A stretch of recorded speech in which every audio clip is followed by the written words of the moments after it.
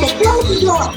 Hurry up, Mama, close you the door. okay? I'm all right. I'm all right. Mama, Oh, where you get all that stuff from? don't worry about it. Don't worry about it. Don't worry about it. Mama, you've been looting. Somewhere. Oh, Well, Mama. Hey, what? what you give me? Those are mine right there. Okay, I got stuff in the I car. like them shoes right there, Go Mama. to the car and get the Can other I stuff. have those? Charlita, go to the car and get the other You stuff. got more stuff in I the got car? more stuff in the car, child. Which you We just gonna be in trouble, which Mama. no, don't tell nobody. But Go. what did Grandma ask? Grandma not gonna ask nothing. Grandma sleep. Now stop talking so loud. Okay, Mama, stop Close the tripping. curtains. Hurry up. Okay, Go Mama. on. Hard-headed child. All right, Oh. okay. Oh, All right. Lord have Bye. mercy. Stuff out the car. These kids don't want to listen. They just don't want to listen. Oh, my goodness. Oh, uh-oh. Uh-oh, that's Sasha, my partner in crime. Let me get this. Hey, girl, hold on. Hello. Yeah. Whew. Girl, I almost got caught. Whew. I know. Did you see what they did to Junebug? Girl, I was running for my life. Ooh, wee. Yeah, I got more stuff in the car. Ooh, my knees. Ooh, yeah. Girl, thank you. You saw me, didn't you? Girl, you know I had to be looking good. I got to be down with the cause, even though I don't know what the cause is, but I'm down with it. Yeah, girl, I wrapped it up. Honey, I went in there and got that fur coat. Ooh, you know, I've been looking at that coat. It's mine now. Can't nobody take it from me. I'm going to be looking good this winter. Yes. And, oh, girl, I got that wedding dress. Girl, yeah. Now I just need a husband. But I get it, because you know that stuff is expensive. You got to be saving up for that stuff. And this red dress, girl, when I go to the club, it's going to be popping. Accessorized, girl. Got this Dooney bag. Ooh, wait. Woo. Girl, I got my stuff and all these gym shoes. Ooh. Darn it. It's the wrong size, but that's okay. I'll sell that one. Well, I'll sell that one online. Whew.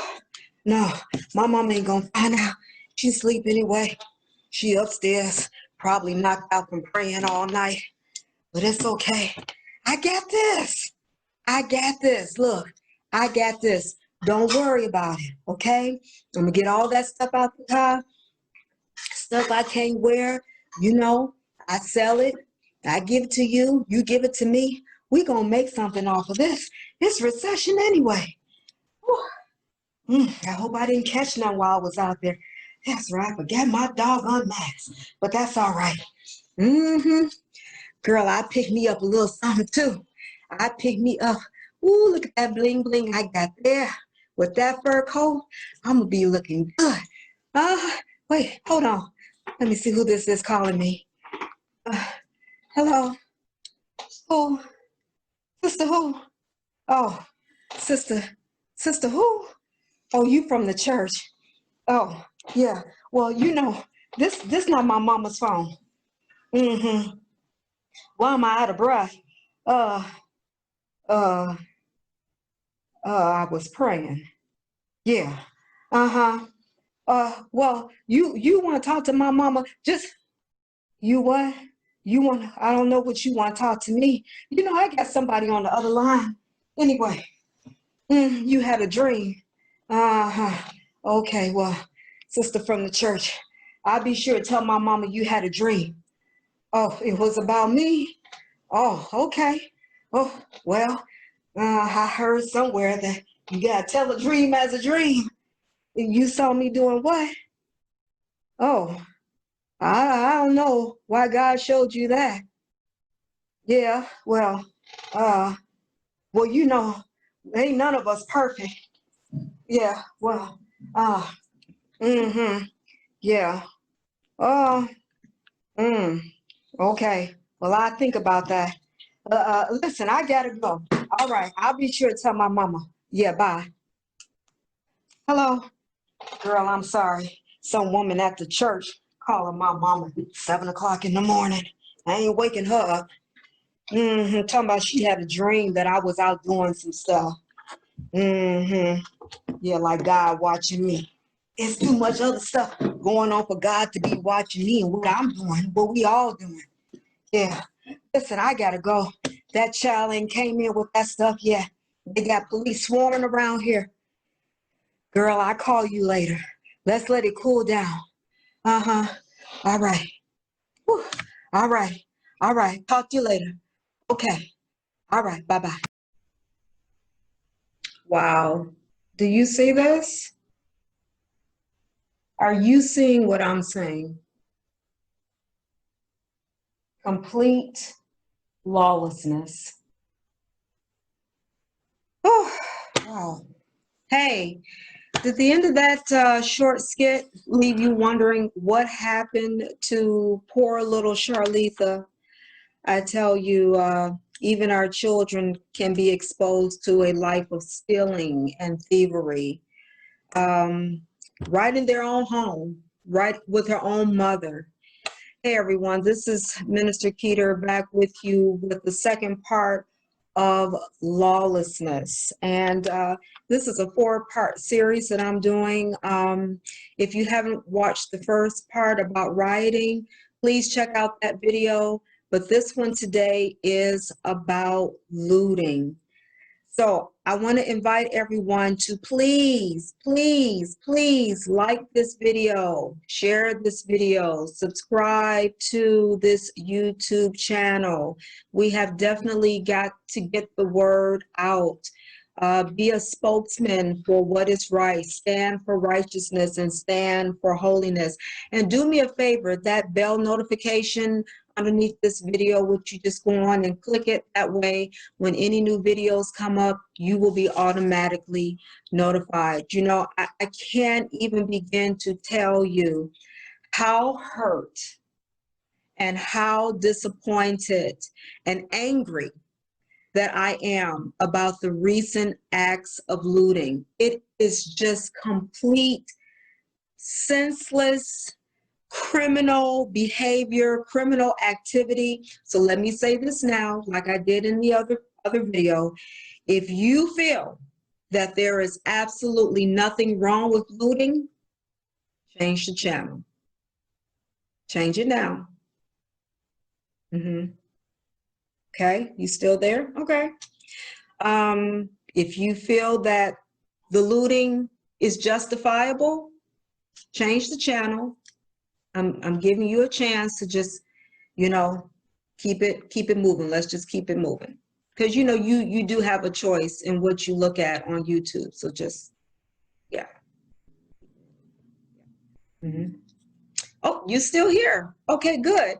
So right now I'm talking to someone who is a person of change, a person who has reasoning ability, who is an independent thinker.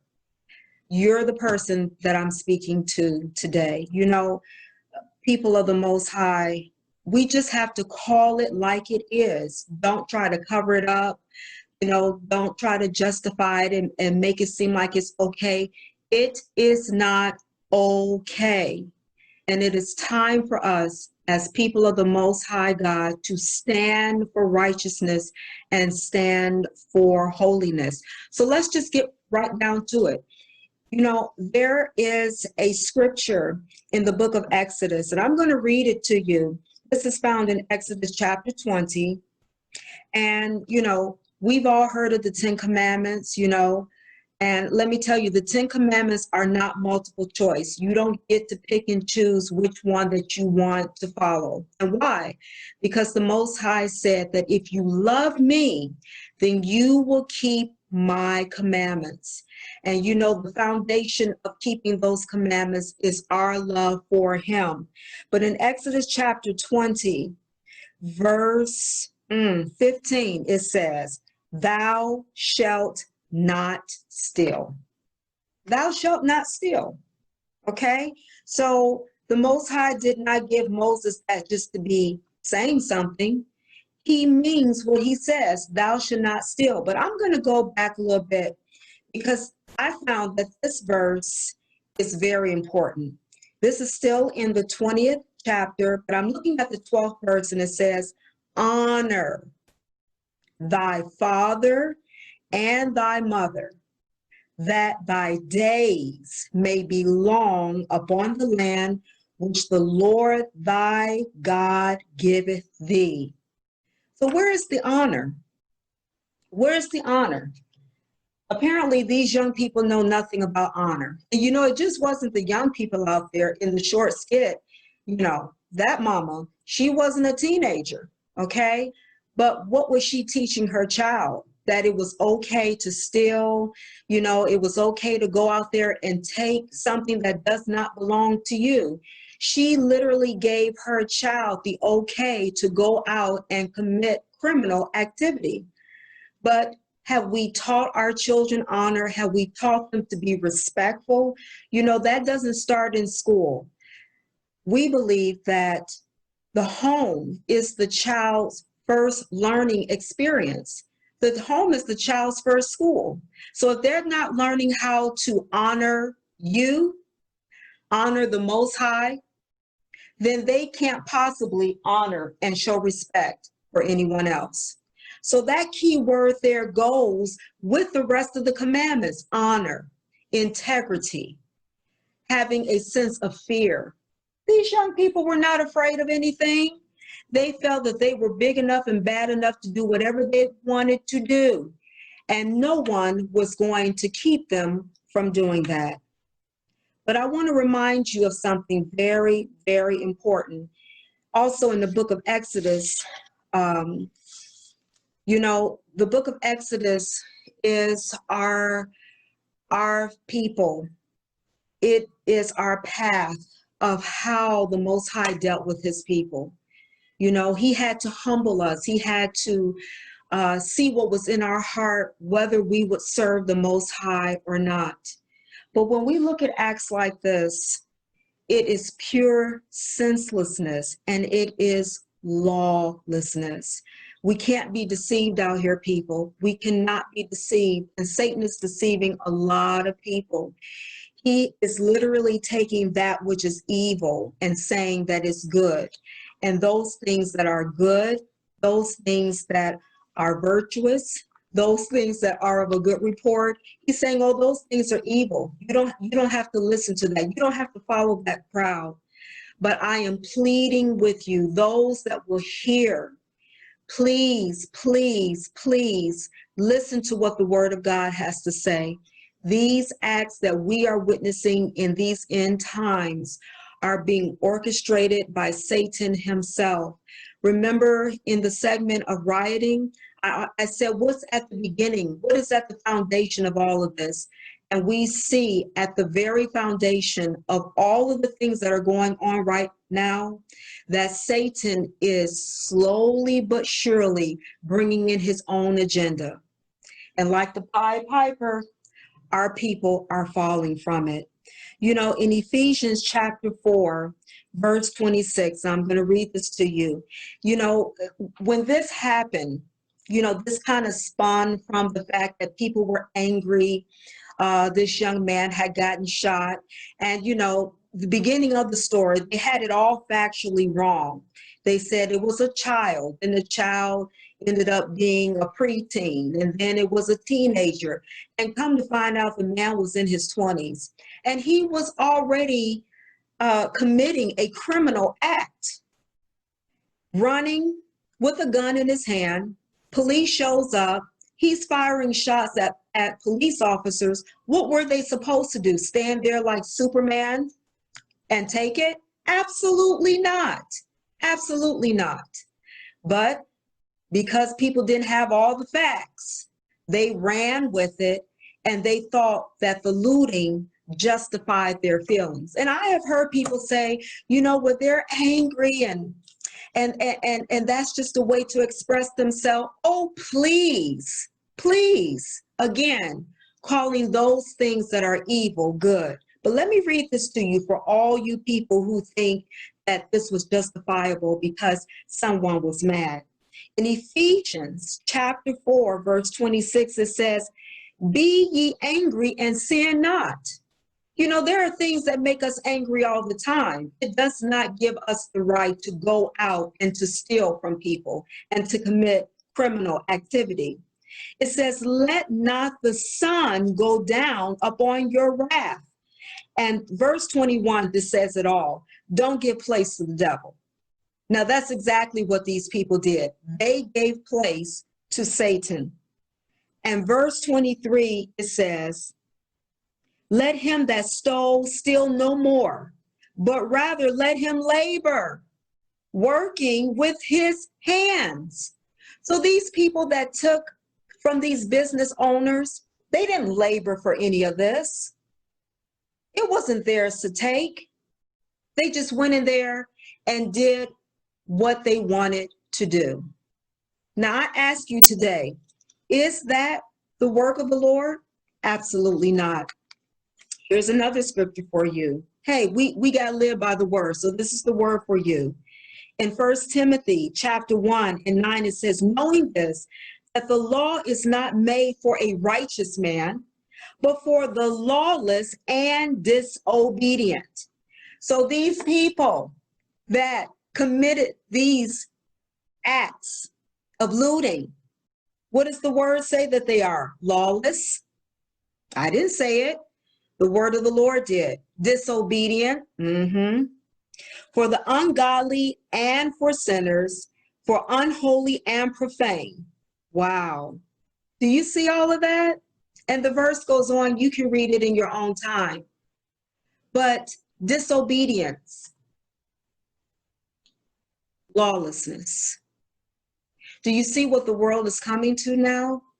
You know, those of you who truly know the word, you know that this world has to come into a complete state of unrest as the Antichrist begins to slowly come in upon the stage. The world has to be at complete chaos. And so what we saw the other day and what we heard and saw on TV, again, that is another form of chaos. You know, you may not like this, but I'm just going to tell you the way it is. For those people who committed this act, you have curses upon your life. Yep, curses. And not only do you have a curse upon your life, but you have brought those curses into your mama's house, your daddy's house, your auntie's house, your uncle's house, your cousin's house, your friend's house. Whoever is stashing this stuff for you, you have brought curses into their house. Curses. So even in that short skit that you just saw, when that woman brought all that merchandise in, even though her mama was asleep, and it appears that the mama, the grandmother, the lady's mama, was a churchgoer.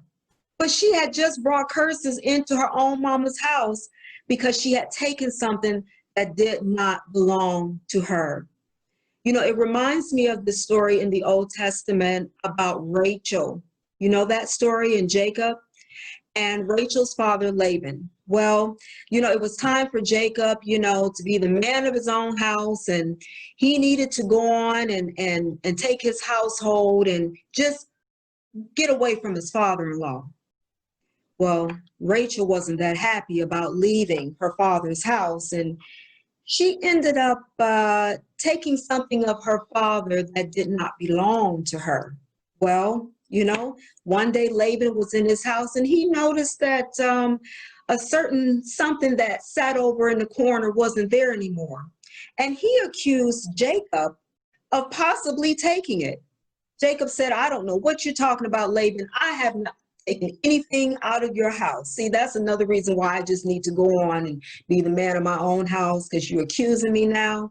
And Laban said, "No, I know you took it." Jacob said, "Look, I have not taken anything out of your house. But I tell you what, whoever took it, there's going to be a curse upon them for taking it because they shouldn't have done it. Wasn't me." Well, Poor Jacob. And he loved Rachel, didn't he? He didn't know that he had actually cursed his own wife. And as the story envelops, we see that Rachel actually died in childbirth as she was giving birth to Benjamin.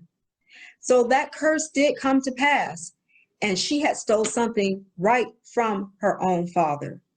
There is no justifiable allowance for taking anything that does not belong to you. You know, coming up, I always remember how in cleaning, my parents always taught me this. If you see a penny, if that penny doesn't belong to you, you leave it exactly where it is. Clean around it, dust around it. But if it did not belong to you, you don't touch it. Don't touch it. Don't pick, leave it alone. It doesn't belong to you. You know, when we would go into the store, you know, with mom or dad, we weren't allowed to touch anything. Doesn't belong to you.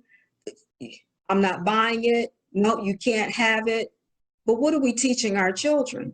What are we teaching them? Again, our children are sponges. They are soaking up all of this lawlessness.